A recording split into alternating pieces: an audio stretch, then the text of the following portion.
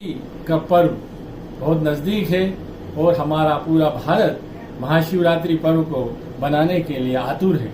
हिंदू हिसाब से अनेक देवी देवताओं को पूजा जाता है। हम 33 करोड़ देवी देवताओं को पूजते हैं, पर महाशिवरात्रि का जो पर्व है वह अपने आप में बहुत महत्वपूर्ण है, क्योंकि वो सभी देवताओं में देवियों में बड़े हैं, जिनको हम महादेव के नाम से जानते हैं।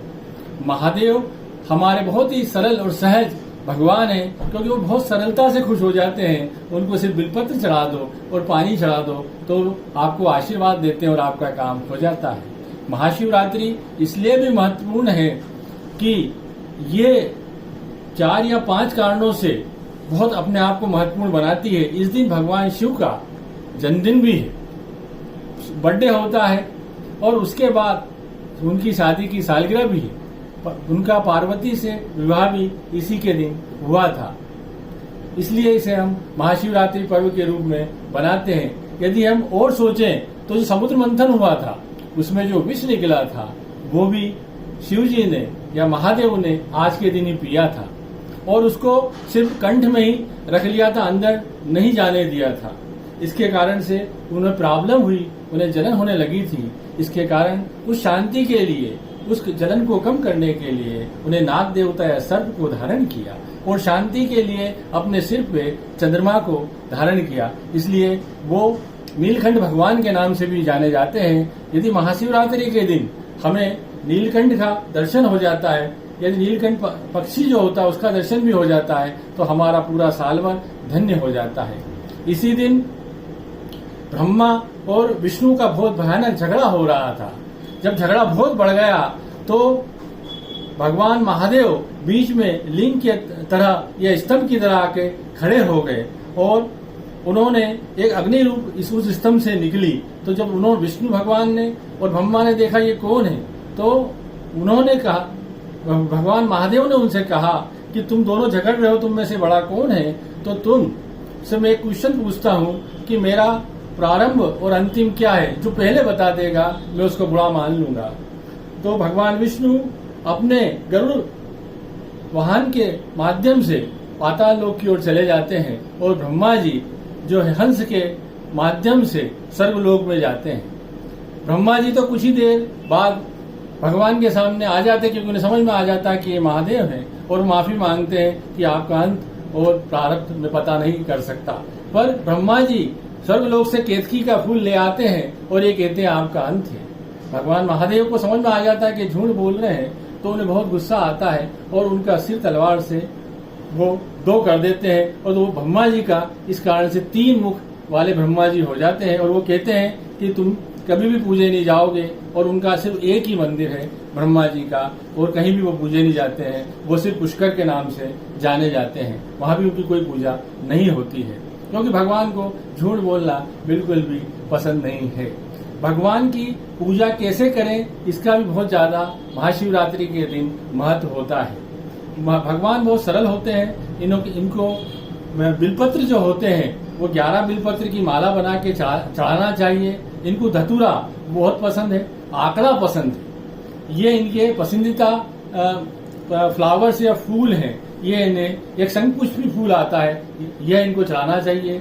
जो पान का पत्ता है वो भी इनको चढ़ता है, वो सुख समृद्धि देता है। इनको जो चीज नहीं चढ़ती है वो कुमकुम नहीं चढ़ाना चाहिए, इनको हल्दी नहीं चढ़ाना चाहिए। इससे इनको नाराजगी हो जाती है, ये इनसे दूर रहते हैं। और यदि इसके बाद जब हम भगवान की पूजा करते हैं तो हमें जो भगवान की पूजा है वो सीधे बैठ के करना चाहिए। रीढ़ की हड्डी बिल्कुल सीधी होना चाहिए। उस दिन का एक साइंटिफिक महत्व है, क्योंकि पृथ्वी से एक पॉजिटिव एनर्जी जो निकलती है वो हमें पहले एनर्जी जो है ऊपर से नीचे जाती है, पर उस दिन महाशिवरात्रि के दिन जो एनर्जी है वो नीचे से ऊपर जाती है। और जब एनर्जी ऊपर जाएगी तो हमारी मेरुदंड में या रीढ़ की हड्डी में सारे चक्र रहते हैं, उनको शांत करती है और उनको ऊर्जा देती है। और जैसे ही हमें शांति मिलती, ऊर्जा आती है, तो हम भगवान की ओर जाने लगते हैं, शिव जी के भक्त हो जाते हैं, और हमें शांति प्राप्त होती है, परमात्मा के दर्शन होने लगते हैं। इसलिए इस दिन का बहुत ज्यादा महत्व है। और पूजा जो है हमें निश्चित काल में मतलब तीसरे पहर में करना चाहिए, जो रात्रिकालीन का निश्चित काल होता है, क्योंकि निश्चित काल में ही पार्वती जी के साथ उनके फेरे हुए थे और जो विष पिया था वो भी उन्होंने निश्चित काल में ही पिया था। इसलिए हमें जो भगवान की पूजा करना चाहिए वह पूजा हमें निश्चित काल में करना चाहिए, उसका बहुत ज्यादा महत्व है। और इनको शिवलिंग क्यों कहा जाता है ये मैं आपको गहराई में ज्यादा नहीं बता पाऊंगा, पर आप यदि इसको समझना चाहोगे तो मैं अगले वीडियो में बताऊंगा कि पार्वती जी को उन्होंने इसका क्या महत्व बताया था और ये शिवलिंग नाम कहाँ से आया, इसके बारे में आपको नेक्स्ट वीडियो में डिटेल बताने की कोशिश करूंगा। पर मेरा ये कहना है कि आप भगवान शिव की और शिव पुराण की महिमा पढ़ें। यदि शिव पुराण की आदि महिमा भी पढ़ ली तो भी आपको जीवन में शांति मिलेगी, और शिव चालीसा का पाठ करें, उससे घर में शांति होती है। सभी तरह का आपका वातावरण में ये पॉजिटिव एनर्जी आती है। मैं ये कह के आपको ये बताना चाहता हूँ कि महाशिवरात्रि के दिन सबसे पहले अपन उपवास रखें, व्रत रखें और गणपति जी की पूजा करके और फिर आप शिव पार्वती की साथ में पूजा करें, तो आपको इसका और ज्यादा फल मिलेगा। शिव जी के बारे में इतनी बड़ी महिमा है कि इनके बारे में जितना भी कहा जाए वो कम है।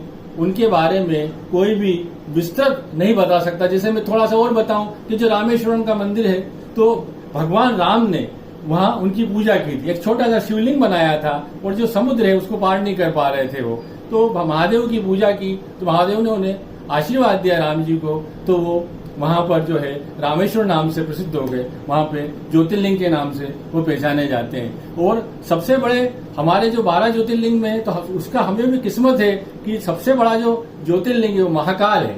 वो सबसे बड़े महादेव के नाम से जाने जाते हैं। आप महाकाल की महिमा तो दिनों दिन देख ही रहे हैं कितनी ज्यादा महिमा है। तो मेरा ये कहना है कि शिव जी का नाम लें तो शिव ओम नमः शिवाय बोलना है, और ओम नमः शिवाय के साथ साथ आप महामृत्युंजय का जाप भी करना चाहिए। उससे आपको शांति मिलती है और आपकी उम्र दीर्घायु होती है। जय हिंद।